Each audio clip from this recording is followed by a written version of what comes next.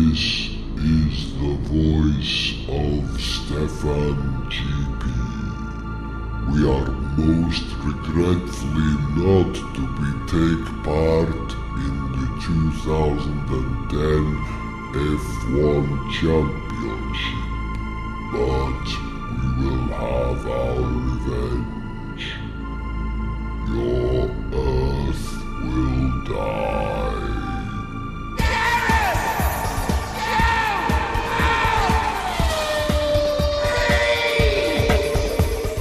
Hello and welcome to the world's fastest podcast, and picking up the speed for Gareth Jones on speed today, Zog. Hello there, Gareth. We've just sat down and watched the first race from Bahrain. In case you missed it, these are the results. Cue the music!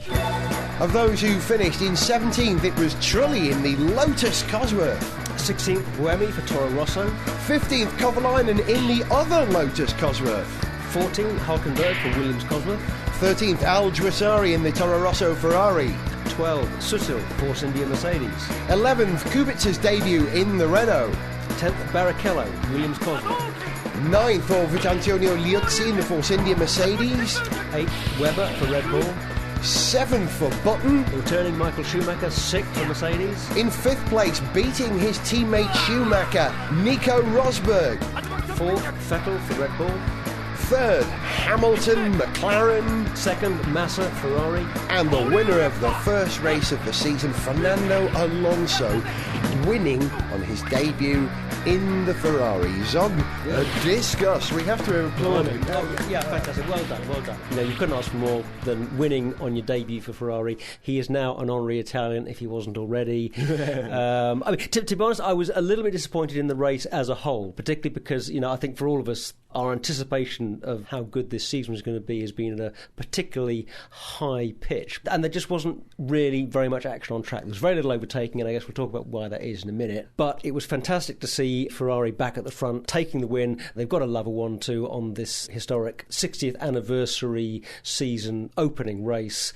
Well done, Alonso. Well done, Ferrari. It's going to be a good season, but we could have had a more exciting first race. Now, you see, that's the intelligent, educated, impartial view. I'm not an Alonso fan. I rate him as a driver. I'm not well, me too. I mean, yeah. He's a fantastic driver, but I can't be a fan of his. Of course, it's perfect that he's in the Ferrari. I think that's magical, and congratulations to Ferrari for that. But I really would have liked to have seen some of my other favourites doing well out there. I mean, actually, for this championship, as a supporter, I'm backing Lewis. Yeah. As someone who's fascinated by this sport, I would love it if Schumacher were able to do it. If not, an outside flyer, not a hope, would be Nico Hulkenberg from the Williams team, because I think he's a star of the future. That means we're ignoring Vettel. Yeah, and Webber. Yeah, of course. Now, Vettel put it on pole yesterday beautifully, made it look easy. But again, a little bit fragile. It's a classic Adrian Newey design. It made it look easy in qualifying, relatively easy, of course it is. It made it look pretty easy during the race. I mean, until this car started to fail, some kind of mechanical problem, not quite sure what it was, maybe it was an exhaust problem. Until that point, he was comfortably in the lead, and it really didn't look like there was that much chance of Alonso taking it from him. But Alonso was there as soon as there was any problem for Vettel, and bang, took the victory.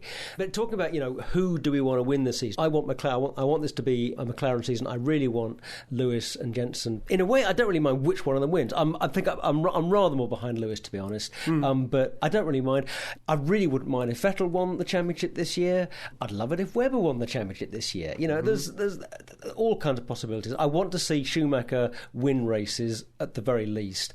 And I haven't always been the greatest Schumacher fan, but I love the fact that he's come back in. And he's going to be fighting with another new generation of drivers, and I would like to see him do well in that fight. But right now, it looks like it's going to be Alonso's year. Yeah, you'd be a tough guy to bet against them, simply because McLaren seemingly don't have the speed at the moment. Now, whether that's down to the combined talents of Lewis and Button and the McLaren team, or just the car just not quite being quick enough, it looks like the Ferraris have a bit of oomph to them. Now, I would like to see Massa steal it. If anyone's going to steal it from Alonso, I think Massa, maybe then Lewis. That would be the happiest result, because I like Massa. I think, like a lot of great racing drivers, who am I thinking of here? Niki Lauda, Mika Häkkinen, and to a lesser degree, David Coulthard. They've all experienced horrible accidents of some kind and have come back and have been better drivers for it. Now, those are true heroes. I'm talking about Mika Häkkinen when he had to have a tracheotomy by the side of the... After his crash in Japan. Yeah. I'm talking about... Lauda's crash at the... Lauda at the Nürburgring, where he breathed fire, which is extreme. And even Coulthard was involved in a plane crash just outside of London once, where the plane landed very heavily. And correct me if I'm wrong, but the pilot may have died. I think he did, yeah.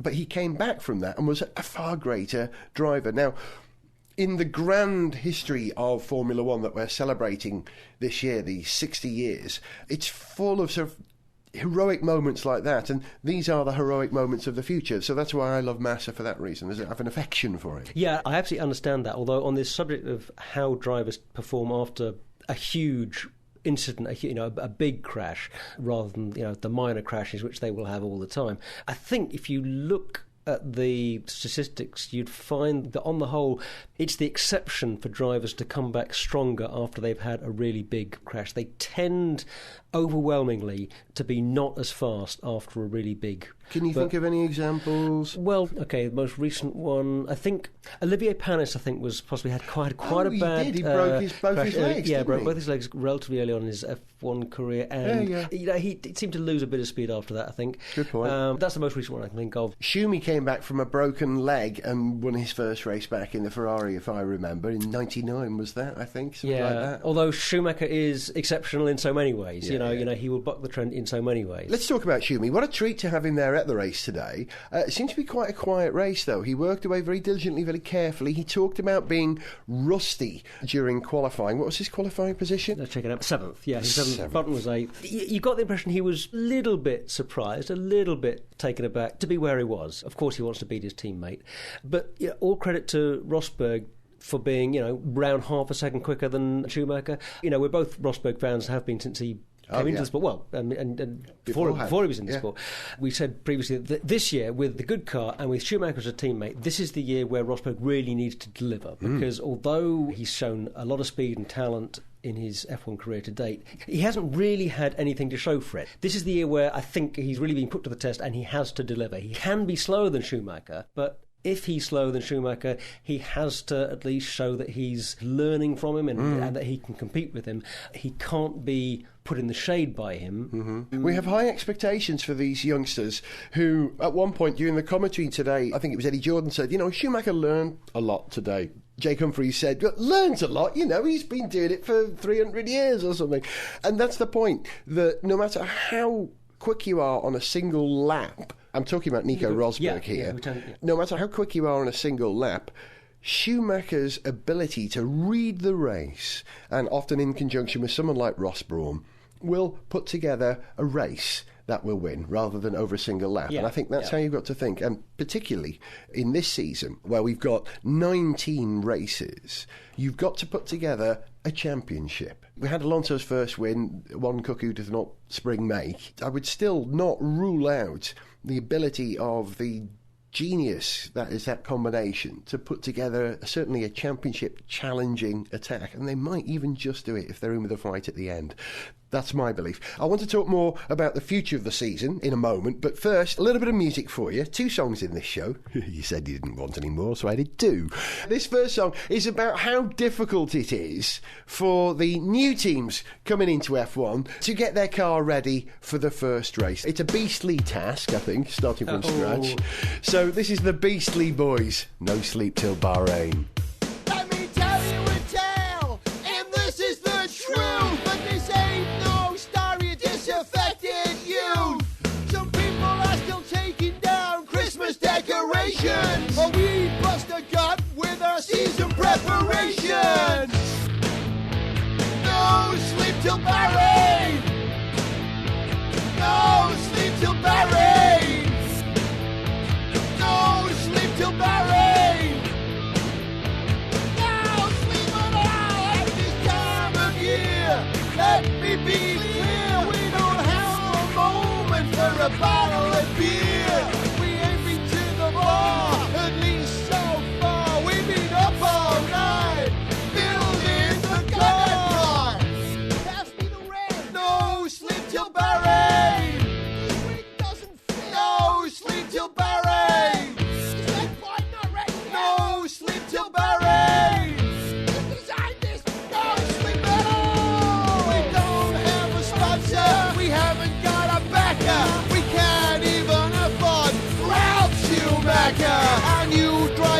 ready. His challenge is emerging, but we've just been passed by the grassy and the goddamn virgin. No sleep till Bahrain. No sleep till Bahrain. No sleep till Bahrain. No sleep till Bahrain. No sleep at all. We're only just ready. I think we've packed everything, but last year we forgot to pack a third spare front wing. Our wind tunnel's broke. We're running out of home. F1 turned from being a dream to being a nightmare joke. No sleep till Bahrain. No sleep till Bahrain. No sleep till Bahrain. No sleep at all. The faster engine wanted. We're short of £1 million, so I guess we'll be at our usual place at the back of the grid. No sleep till Bahrain. No sleep till Bahrain. We're not gonna get any sleep till we're in Bahrain. No sleep at all. We're always paying attention. We don't do this for fun, but if there's a consolation, at least we're not US F1. Sleep till Bahrain. Man, that's dull. It was a party. Gareth Jones on speed. We like cars, so we shout about it.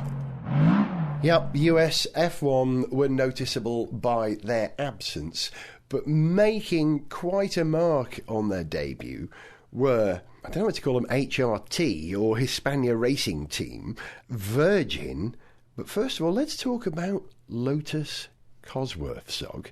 Fair play. Well, yeah, first of all credit to them for having a fabulous-looking car. The green and yellow, great to see that livery back.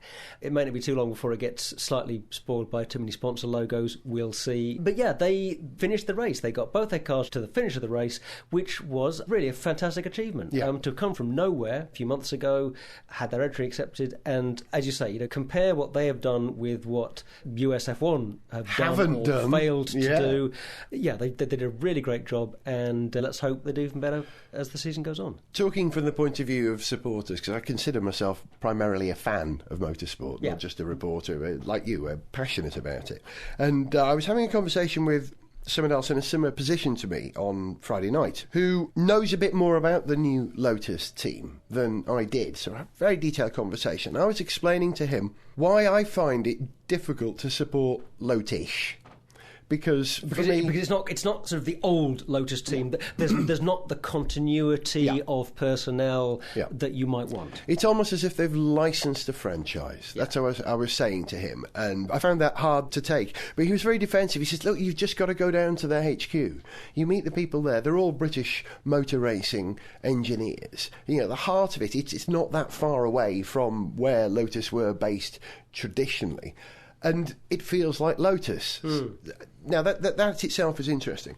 I then found out another bit of news. I have to be careful how I say this. I can allude to something here carefully. As I understand it, there are moves afoot to bring Lotus Racing and Lotus Cars under the same ownership. Right. Now, whether that is the people who own one party already or own the other party already, or a third party who are going to absorb these two, I can't say. I have to let you guys work that out. Now, if that happens, my faith in Lotus would be instantly restored. It stops being a franchise and then becomes part of the greater Lotus family, and therefore is family. And so you can keep the faith, and Yeah. you don't. Yeah. Yeah. Well, let's hope it happens then. I mean, And that will make me terribly happy. But now this led on to an interesting conversation about the choice of the new teams for F1. Now, we've got USF1, who didn't even make it, who probably won't be there next year, Virgin, and Lotus, and the curious HRT team. Now, I think the basis on which those teams were chosen were not on the merits of their ability to deliver race at Formula One standards, because you would have chosen Lola. well, and ProDrive didn't get their entry accepted, and you would have to take them seriously. And there was one other I can't remember at the moment, but I thought they were very, very valid. and instead it went to a Formula 3 team, an absolutely first-class Formula 3 team, Manor, who are now Virgin, which seemed curious at the time, but it seemed a bit of a leap for them. You should have been a GP2 team, or maybe even an F3000, or a Champ Car team, or an IndyCar team, or a Le Mans team. In terms of, So Manor got the gig, and I thought that was a bit odd. And then Lotus and US F1, and the three of those four that made it have something in common. Brand. Lotus is far more saleable if you're Bernie Ecclestone, or anyone trying to sell F1 throughout the world, in the way that Ferrari and to a lesser degree McLaren is. It's worth remembering that although Lotus hasn't been a part of F1 in very recent years, if you look back over the 60 years of history of the sport, it has a history that's second only to Ferrari's. Yeah. So, and maybe that's part of it. As part of this celebration of awareness of its own brand, the 60 years, they're trying to protect their own IP, and Lotus is F1's own IP, you might say. Yeah, maybe. And the interesting one is Virgin. Virgin is a worldwide brand in the way that Red Bull is a worldwide brand, in the way that Ferrari is. And so to bring a major new brand like Virgin into the sport will attract other sponsors. So that was a strategic move on that level. US F1, another strategic move to try and build a faith in the United States to get F1 back into the American market to allow it to grow where it should be, and it's just not there at the moment. Campos, I can't quite explain still. Perhaps they were just trying to cement the relationship with the Latin countries or South America or something. Well, yeah, if you're pursuing that line of thought, then I think you'd have to think that Campos having their entry looked on so favourably was, at least partly because of Alonso's success in recent years and more interest from Spain and from Spanish-speaking countries. And it had its own momentum, you think? Yeah, and so Bernie wants to build on that by getting a Spanish team in there to cement that whole thing. I love the way that F1 has debuted this year. I look forward to how it's going to pan out over the season. Talking about disappointment, earlier on you said it was a disappointing first race. There wasn't that much overtaking. I think part of the reason it was disappointing was that there was very little at stake this year. The last time we watched a race, it was like, who's going to win the championship? And I think this is a problem. We've spent 6 months gasping for any iota of information about Formula One. We're watching practice, we're watching the live turning, getting up at 7 o'clock in the morning, watching on the red button. We're starved of it. Our expectations are so high that even today, if that race had been won from the rear by Karen Chandok in the HRT, we would have been disappointed. Oh, you know what I mean? Yeah, I don't know. I think there is a real problem with the amount of overtaking. I'm worried that we're going to see even less overtaking than we had last year, and I think there are a couple of reasons for that. The lack of refuelling means that everybody is on more or less the same fuel weight throughout the race, and so you've got one less factor that's going to be making cars relative to each other go kind of backwards and forwards in the field relative to each other, so there's that. And on the subject of refuelling, now that the cars qualify with empty tanks, then those first few laps are nowhere near as juggled up as they were previously, where people were playing a much broader strategy as when they were going to stop. There's no one on a light fuel load trying to sprint off, get an early lead, get clear of the field, and then make an early stop. Right, and the other thing is, I think that it seems as if drivers are tending to be a little bit more cautious, I guess, partly because they're spending more of the race with a bigger, fatter, heavier car that takes a little more slowing down, and that they're protecting their tyres a little bit more, and that tyre factor means that perhaps they're just being a little bit less brave. So again, they're just having fewer goes. Maybe that's going to change a few races in. Maybe they're going to loosen up a bit, but how many actual passes, genuine passes for position did we see in that race? We saw Vettel's engine manifold, we think, crack, and therefore he was passed by the two Ferraris and then Lewis. Yeah. But that's not proper overtaking. He was limping. I mean, it was really only just in the first couple of laps, I think, that we actually saw racing. any. There was one moment where Nico Hülkenberg was dicing with a Lotus. Who was in the Lotus at the time? Kovalainen, it was. Kovalainen.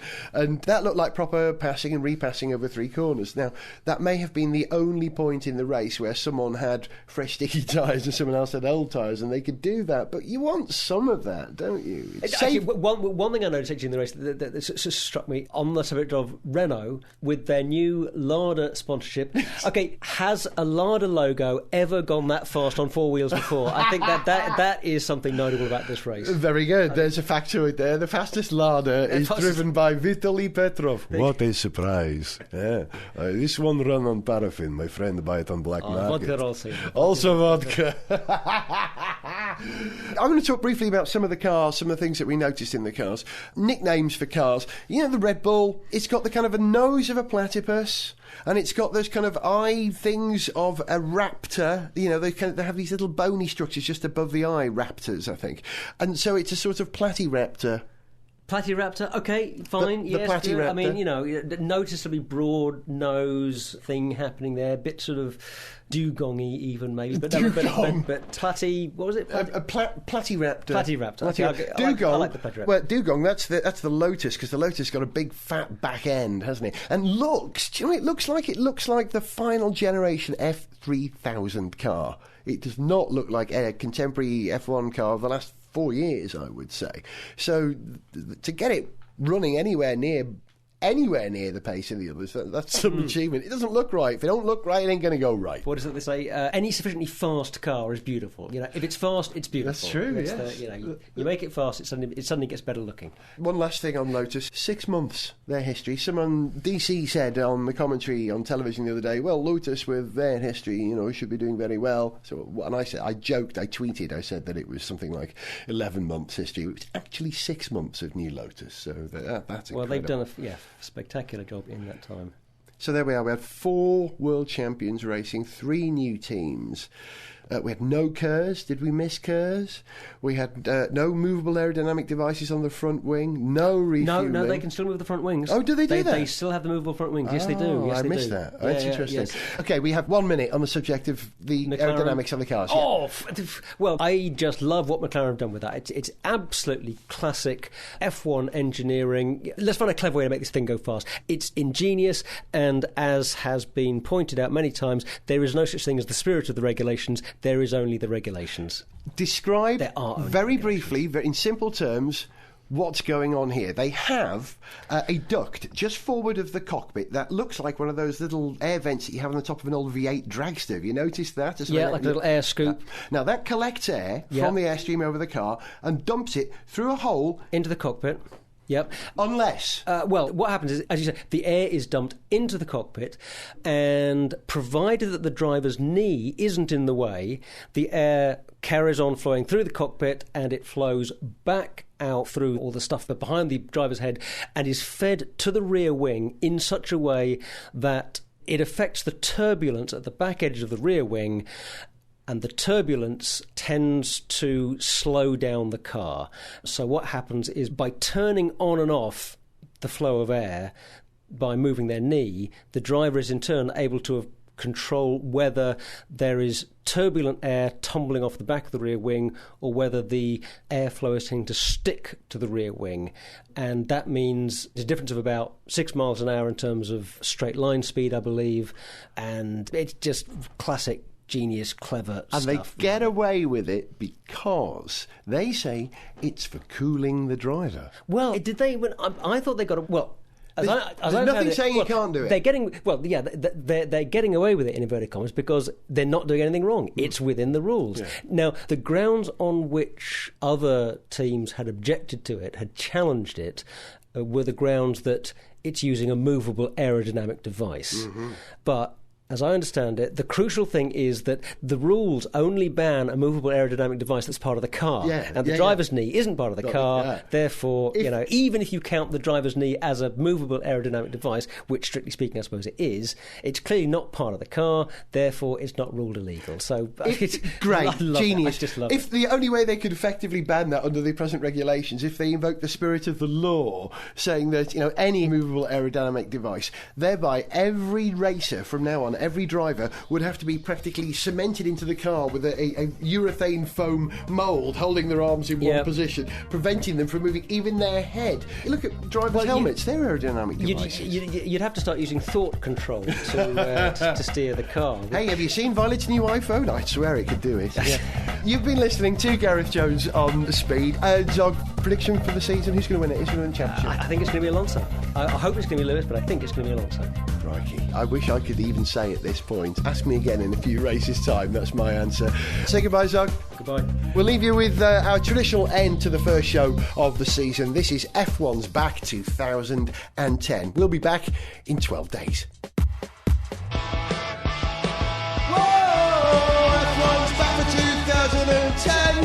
Rosberg was man Friday again. The rest of the pack needed mollifying by Vettel, the quickest in qualifying. Is Schumi too old? Has he left it too late? Or can the Silver Baron make it Championship 8? It was really weird seeing Lotus on the grid, but nowhere near as weird as seeing Schumacher's lid. Virgin lost their cherry but got stuck in the muck.